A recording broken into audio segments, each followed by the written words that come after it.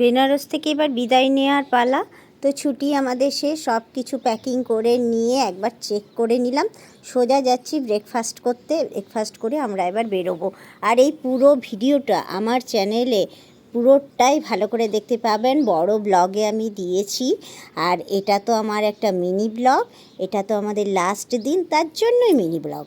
আর তারপরে বলি, কফিটা খেতেও কিন্তু ছাড়লাম না, কফিটা বেশ সুন্দর বানানো থাকে, ওই জন্য কফিটা খেয়ে নিলাম। তো সকালের দিকে একটু গরম গরম ভালো লাগে। এখানে যে একটা দোকান ছিল না, দোকানটাও কিন্তু আমরা দেখতে ছাড়িনি, খুব সুন্দর সুন্দর কালেকশান ছিল। ব্যাস আর কি, গাড়িতে করে সব উঠিয়ে নিলাম, সোজা বেরিয়ে পড়লাম।